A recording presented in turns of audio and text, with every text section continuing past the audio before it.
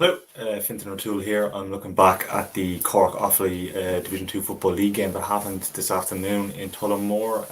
A game of massive consequences. It finished Cork 121, Offaly 120. But the big thing, I guess, is the outcome of this. Basically, Cork have survived in Division 2 football for next season. They only needed a draw to stay up today, and they managed to get the win with a couple of late points. Cian Kiley levelling the game in injury time, and then Stephen Sherlock scoring the winner. But a game of really, really fine margins, huge stakes, because Offaly, the outcome for them is that they have been relegated from Division 2, having got promoted last season from Division 3. They joined down in going down to the third tier for next season. And obviously the wider ramifications of that is with the new Tottenham Cup coming on stream. Both these sides knew that if they were to get relegated and they were in Division 3 for next year, they wouldn't be eligible for the Sam Maguire title race this year unless they managed to reach their respective provincial finals. So we're now in a situation where Offaly head into the All-Ireland Championship knowing that they must reach the Leinster final if they are to have a shot at winning or competing in the All-Ireland series, or else they will be in the new Tottenham Cup competition. Cork, obviously, because of the fact that the way the championship draw has panned out, that they're playing Kerry, who are in the Division 1 league final, have been the most dominant side in the country so far this year. Because they're playing them in a Munster semi-final, they know that obviously the task was going to be quite difficult for them to kind of get to a provincial final. So at least now that they have the safety net that today's result keeps them up in Division 2 for next season, and means that they are going to be eligible for the All-Ireland series. So I guess to run through the game, very high scoring 121 to 120, probably gives you an indication of kind of how open a match it was. It was end to end, defending on both sides. I think both managements would probably be disappointed with the kind of amount of scores that they conceded. Both attacks were kind of on fire and were creating a lot of chances. As I said, 121 to 120. Top scorer for Cork, Stephen Sherlock, again, really influential. 9 points, 4 from frees and 5 from play. Cathal O'Mahony, the young guy from Mitchelstown, who is back from injury in the recent couple of weeks. He scored 1-1, and there was a few other important scoring contributions. John O'Rourke's 3 points from play, Brian Hurley 3 points, one of those a mark, and midfielder Colin McCallaghan getting 2 points for the second successive game after he scored that tally against Down last week as well. On the Offaly side then, McNamee, he's 37 this year, one of the longest serving players in the country. He was still absolutely brilliant, really influential for them, scored 7 points. Anton Sullivan scored 1-3. Bill Carroll scored 3 points. Rory McNamee scored 2 points. But despite all that positivity for Offaly, they were kind of left with nothing to show for their efforts. I suppose the story of the game, Cork got off to a brilliant start. First score of the game from Colin McCallum fisting over, and then a crucial score right after 3 minutes. Cathal O'Mahony getting inside the defensive cover and unleashing a bullet of a shot left-footed to the net. Really brilliant score. And that, I suppose, gave Cork a bit of a platform and a bit of a platform to build on, a bit of a cushion on the scoreboard throughout the first half. They actually had stretched ahead by 6 points at one stage in the 31st minute when Sherlock fisted over a point, 1-9 to 6 points. But then came one of the game-changing moments. High ball was launched in towards the Offaly forward line to the target man McNamee. Kevin O'Donovan and Kevin Flahav didn't really deal with it. McNamee got it, broke to him, and then Flahav fouled him, conceded the penalty, and also was sinned in for that offence. Anton Sullivan struck the penalty to the net. Big boost for Offaly, and then a Bill Carroll point a couple of minutes later, left only 2 between them. Cork obviously down to 14 men, but they got an important point from Sherlock just before the break. And then he came out in the second half and just cut loose. He kicked 3 points, the first 3 points of the second half, 2 from play, 2 brilliant efforts.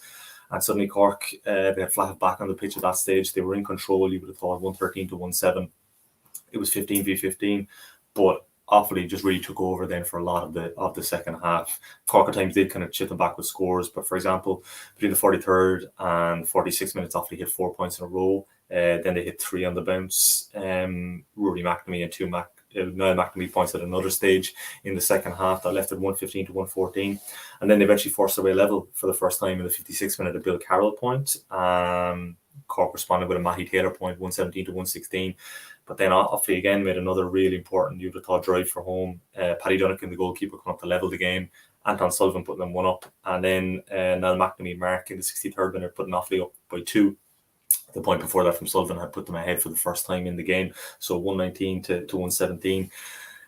The action ebbed and flowed. I'm kind of going through the scoring sequence here, but it was really interesting. Like Blake Murphy came off the bench point in the 65th minute for Cork, but Offaly still ahead in injury time. And obviously Cork, knowing that they only needed a draw, Offaly knowing that they had to win the game, Brian Hurley kicked an absolutely magnificent point off his left foot in injury time. That made it 119 apiece. So at that stage, as it stood, Cork were safe and Offaly were going to go down. But then Rory McNamee's 72nd minute point left at 120 to 119. Again, at that stage, the pendulum had swung in Offaly's favour, and they were the ones that were going to be staying up.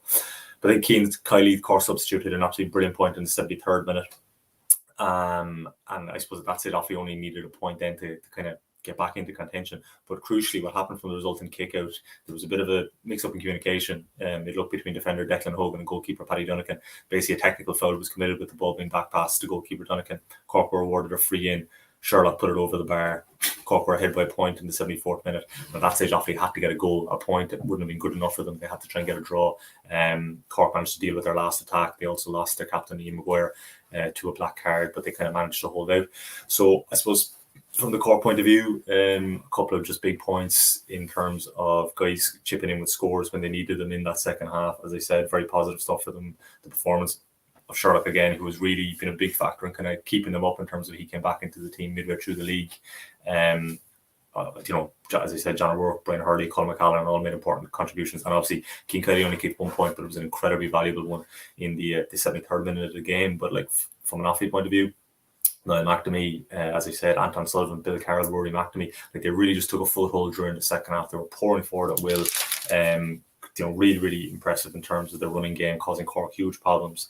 And I mean, like they actually outscored Cork between the 41st and 63rd minutes by 12 points to 4, which is a huge, huge turnaround. But Cork probably had maybe just done enough in the first half to kind of ensure that deficit wasn't going to be too great. And in fairness, they managed to kind of dig it out. A very, very satisfactory end to their league campaign, considering where things stood for them after round 5 when they lost so heavily to Meath a couple of weeks ago in Navan. They managed to dig it out by beating Down last week and by beating Offaly today. Offaly, from their point of view, I think they're going to look back in the league. You know, the optimism, I suppose, last year after winning the under-20, but a couple of near misses, like very unfortunate for them. You know, games that would have had a major effect. The late goal they conceded against Meath for that draw in Tullamore when they finished 1-10 apiece. They put 3-10 on the board against Galway and only lost by 4 points. And then obviously today, you know, they're up by 2 points at home with a few minutes left and up by a point in injury time that they weren't able to close it out. Defending on both sides, as I said, was a bit of an issue in terms of the amount of scores that both conceded. Something you imagine Cork are definitely going to have to work on before they kind of take on an attack kind of as vaunted as the Kerry attack in a couple of weeks in Cork in the Munster Championship.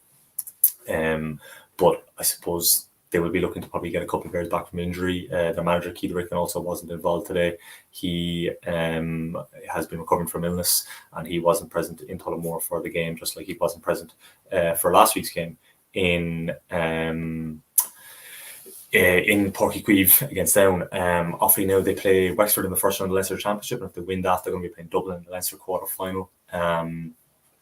So obviously it's going to be a tough task for them now, as John Mahon alluded to afterwards, in terms of trying to reach a provincial final, but that would be their focus now. They probably can't really be thinking about the Tailteann Cup and Sam Maguire and that. Just to kind of run down, if you're interested, we now know that there's going to be at least 16 counties that are going to be in the Tailteann Cup. So Offaly are going to be joined by Down, Antrim, Westmeath, Fermanagh, Longford, Laois, Wicklow, Cavan, Tipperary, Sligo, Leitrim, London, Wexford, Carlow, Waterford and New York.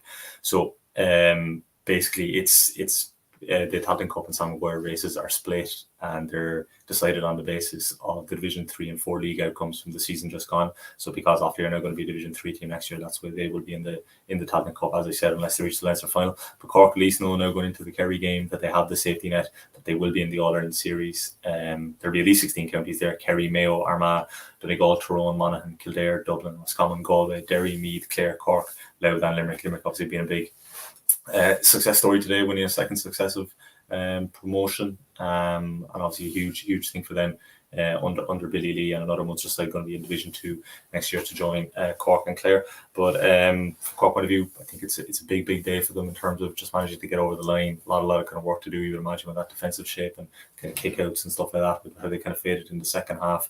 But considering for a side who lost 4 of their first 5 league games, things were kind of looking pretty bleak for them, probably similar to the way it was in 2019 when they got relegated to Division 3. They won on the last day then as well, but today they managed to win, and it was enough to keep them up and ensure that they will be in Division 2 football next year. So as I said, it finished in O'Connor Park to more Cork 121, Offaly 120. And for both sides now, they will head off into their respective Munster and Leinster provincial championship campaigns.